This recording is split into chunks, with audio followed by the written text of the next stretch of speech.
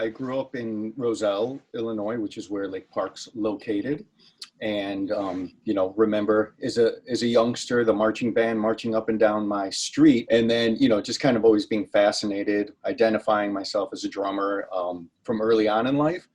And knowing that I was going to feed into that program, which was really gaining a lot of recognition, both locally and nationally. I actually started studying privately percussion with Ken before I was in high school, I believe. And then, of course, I was really involved in all things music at Lake Park. There was a little jazz band for a while, wind ensemble, percussion ensemble. Of course, marching band was a huge part of my high school experience. And to be in such a inspirational program, not only a great program musically, but the type of program Ken and Pam built that really instilled a lot of life values that even for the kids who never played a note of music after high school, that program changed their lives forever. And then decided I wanted to march the Cavaliers. Ken was instrumental again with hooking me up with some private teachers that he had hired on to help the band, Mike Scioto and Kevin Lepper. And they kind of, helped me get to the next level and prepare for auditions for the Cavaliers. And then at the same time for college. So went to University of Kentucky and had an incredible experience there with Jim. Again, a very nurturing teacher, taught me a lot about, well beyond drumming, and more about life and professionalism, and basically informed my whole approach to drums and percussion since college, and kind of helped me find my own voice as a artist, as a musician. When you have a student who wants to learn, that is the absolute best. You can teach most anyone who's there something, but when you have students who want to learn more and they push you as a teacher to give them more, not just information, not just help them build their skills, but to learn more about the craft and art of music. That's a great high. That's one of the reasons we do this, is to have the opportunity to help someone go beyond where we are. I mean, that's the student you want to have, a lifelong learner. And I think that's the epitome of kind of what kind of lifestyle Glenn has had, is that lifelong learning, and he's never stopped. And I'm proud of that. Yeah, and you learn by example. Both of you have been a great example for that. Jim taking sabbaticals and learning entirely new types of drumming that you were never exposed to, hand drumming, African drumming, trying different new things. And Ken, the same thing, exploring different, with your travels, trying to explore different cultures and different musical idioms for, to teach us all with. Yeah, I was learning by example that you keep growing, you keep learning. And that's one of the keys to happiness.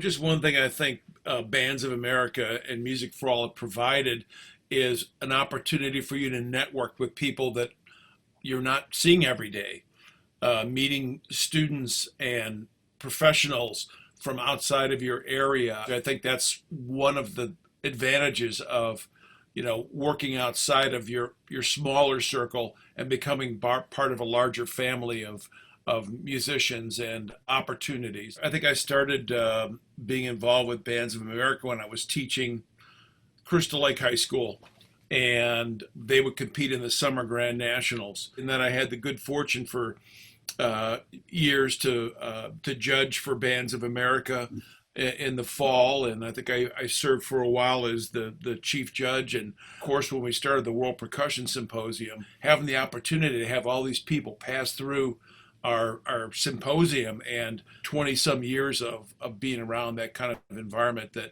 I definitely picked up a few tips.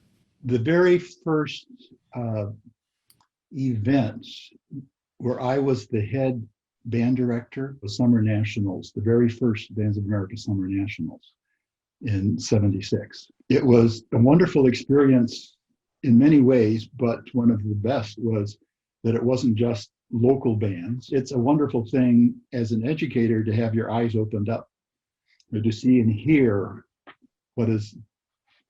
what others are doing, and it expands your whole way of approaching the medium, which then translates into giving your students a much broader experience. Those were exciting times in high school when we went to regionals or nationals. Like that was a big deal. But those having that common goal, you know, with all those other people, really gave me a sense of discipline that as a high schooler I never would have had otherwise, a sense of responsibility. And more than that, just, you know, the actual performance aspects, you know, having to be on and getting one shot at it. And it's quite a lot of material, you know, a 10 or 12-minute show. There's a lot of stuff to remember. That kind of got my any sort of performance anxiety, nerve stuff out of the way early on in my career, which was really nice. You know, now it's like, oh, doing the late night shows or anything like that. It's like, I got this, you know, this is fine. This is fine.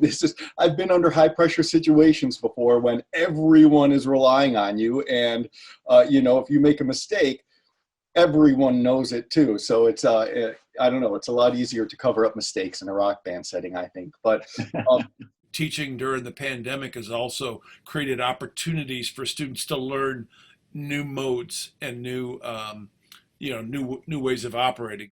yeah, and as a performer as well, it's like I really miss playing with other people, but it's been great to also just really dive into the creativity in a solo setting, you know, and explore a lot of things I've wanted to, and, you know, be, you know, writing a lot for myself on the instrument.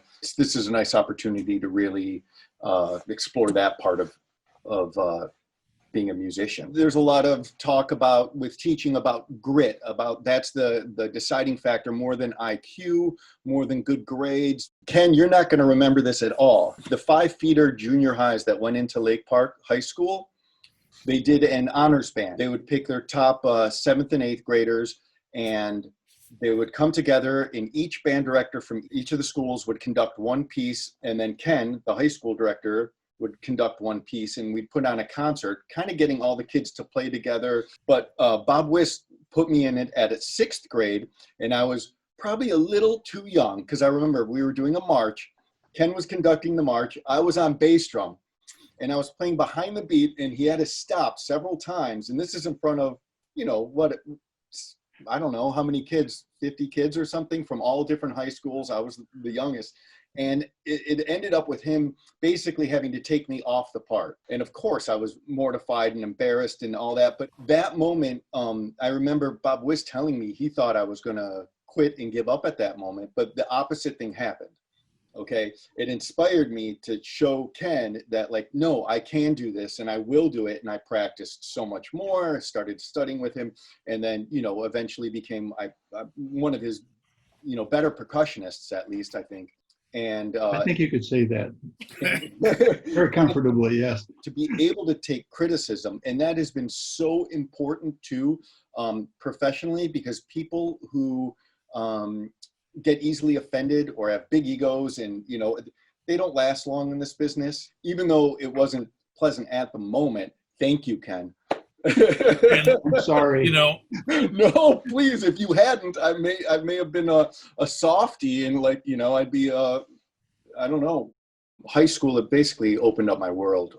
Just traveling to different places, being exposed, being able to see different players from all over the country. You know, these different bands and programs and how people do things.